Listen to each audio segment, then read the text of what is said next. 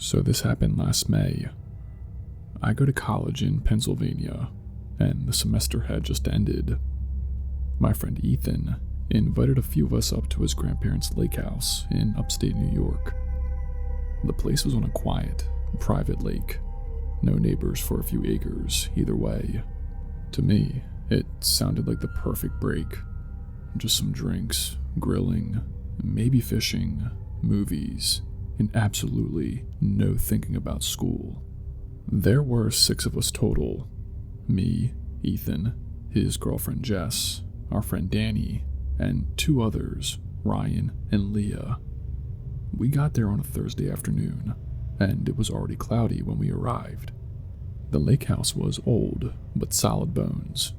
One of those places that smelled like cedar and old books from a library. It had 2 stories, a big front window looking over the lake, and a wraparound porch. There was a basement too, but we never really went down there. About an hour after we got settled in, the storm hit, and I mean hard.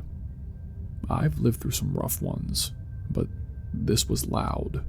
Wind, thunder crackling like it was right over the house, sheets of rain blowing sideways. You could feel it shaking the windows. Well, we had all gathered in the front living room and put on a movie to distract ourselves. The room had an old couch, 2 chairs, and a coffee table in the middle. We had the snacks going, drinks, blankets. It was cozy, honestly. The thunder gave it this creepy but fun vibe. Then, the front door just burst open. It wasn't like it slowly swung open. It slammed open, like someone kicked it in. The movie cut through the silence for a second, until we hit pause. Everyone jumped up. Rain and wind blew in, soaking the wooden floor. Jess screamed, and Ethan ran to the door to close it. That's when we saw the chain lock was broken. Not undone, but broken. The latch was still attached to the door frame, but the chain had been yanked clean from the door. At first we thought maybe it was the storm, but no one was buying that. The wind had been bad, but this was a heavy, solid door with a deadbolt and a chain lock. I mean, we had double locked it earlier. The deadbolt was still intact, only the chain was broken. That did not sit right with any of us. Then, Leah pointed something out. Right in the entryway, just past the door, were muddy footprints, like someone had stepped in from outside. You could see the heel of one print and part of the other, and then they trailed off toward the staircase that led upstairs. We all went quiet. I mean, none of us had gone outside since we got there, and we'd all changed into pajamas or sweats and socks. No shoes, no reason for there to be mud anywhere. Ethan ran to grab one of his grandpa's old baseball bats from the closet. Danny had a fire poker. I grabbed a heavy flashlight. The rest stayed downstairs as we made our way upstairs.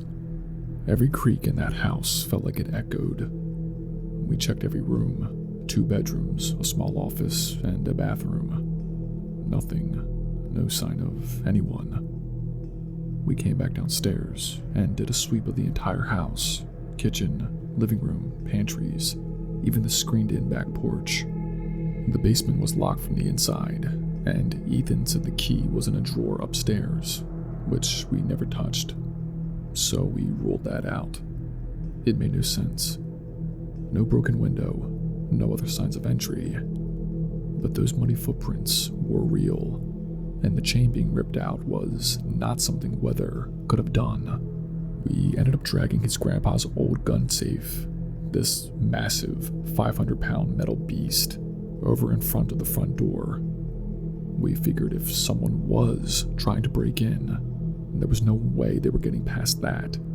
No one even tried to pretend to go to sleep. We stayed in the living room all night, making coffee, tea, keeping the lights on, watching dumb old sitcoms. Every creak of the storm, though, or tree branch brushing the side of the house, made us all jump. By morning, the storm had passed. Bright sunlight came in like nothing ever happened. The door was still secure behind the safe. The footprints had mostly dried up, and we did not talk much about it. We stayed the weekend, but that first night kind of ruined the whole trip. We kept the doors locked and barely left the house. Nothing else happened, but we never figured out what did in the first place. I don't know if it was someone messing with us or something more serious, but whoever left those footprints knew how to get in and wanted us to know that they had. Thank you for reading.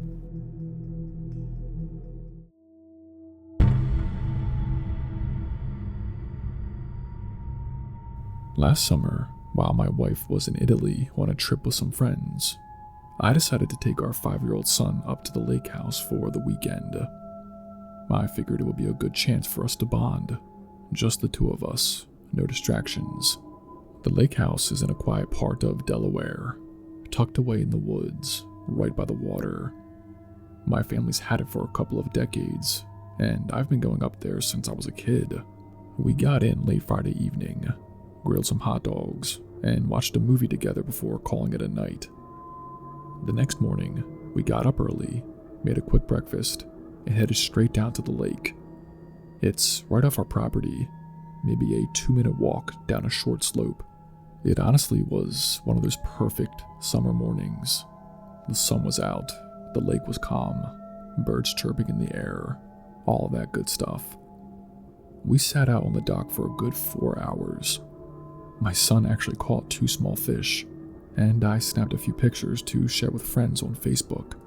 It felt like exactly what I wanted the weekend to be, just peaceful.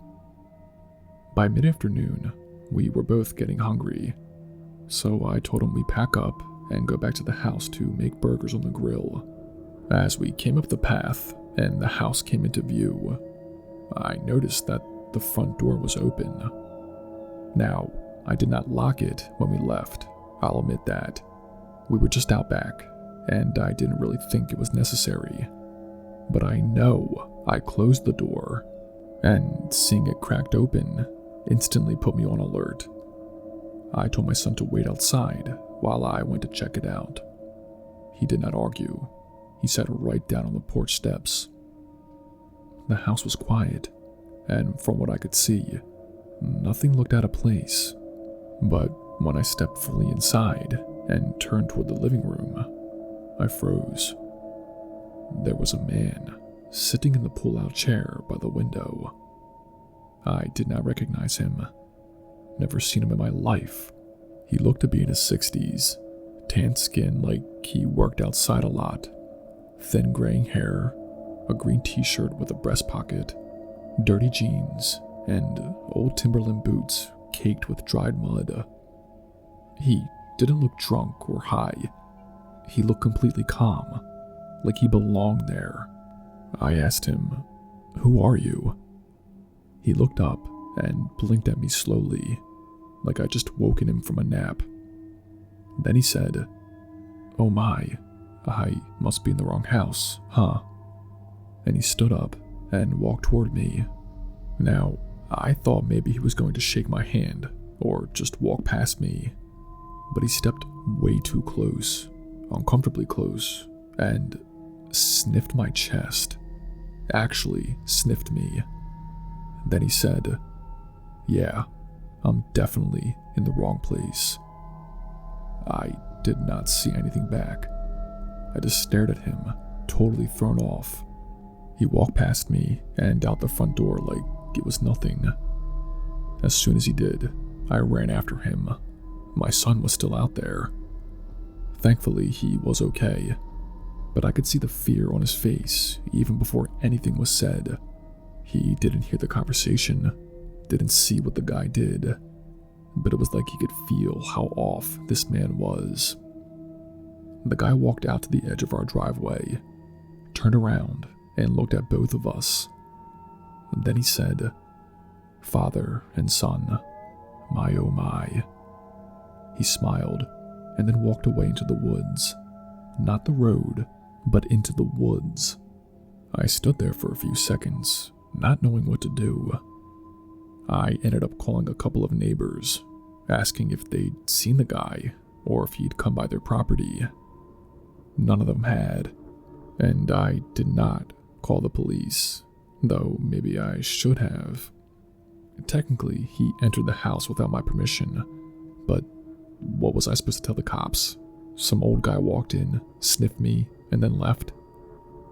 That night, I kept my son in my room. He did not argue. He was scared, and honestly, I was too. But I was prepared. I had my Smith & Wesson in the nightstand drawer, safety off, just in case. I barely slept, waking up at every little creak and sound outside. But that man never came back. We left early the next morning, did not even stay the full weekend. It's almost been a year since that happened, and I haven't seen him since. No neighbors ever reported anything like that either. But my son still talks about him. He calls him the strange man. Says he dreams about him sometimes. I try not to make a big deal out of it. Just tell him it's okay and that he's safe now. But even now, when I go back up there, I lock every door, even if I'm just walking out to the grill. I don't think I'll ever be able to relax there the same way again.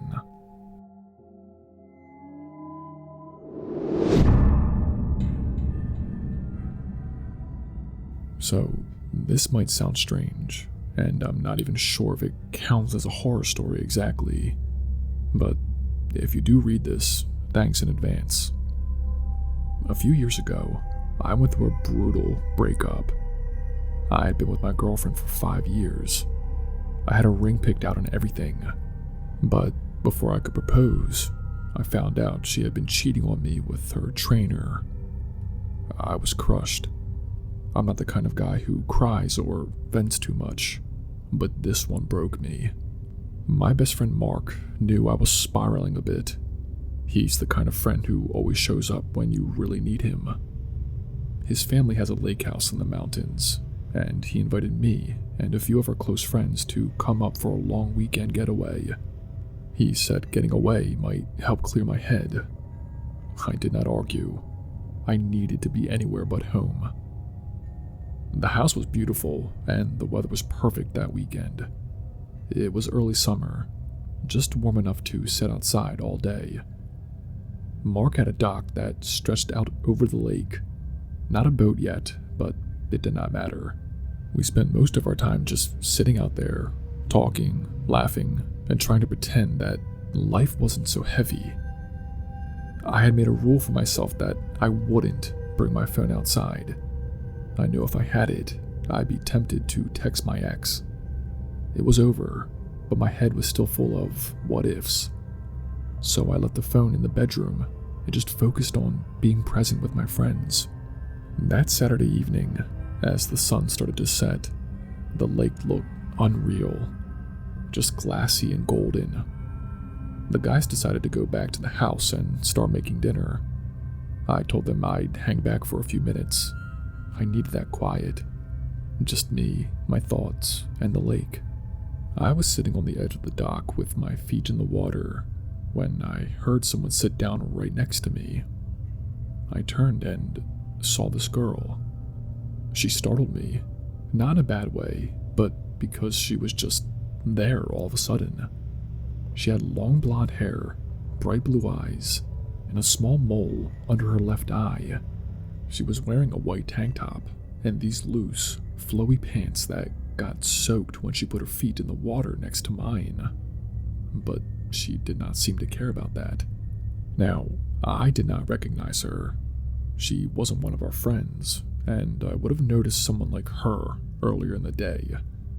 Still, she felt oddly familiar. She did not say much at first, just looked out over the lake with me.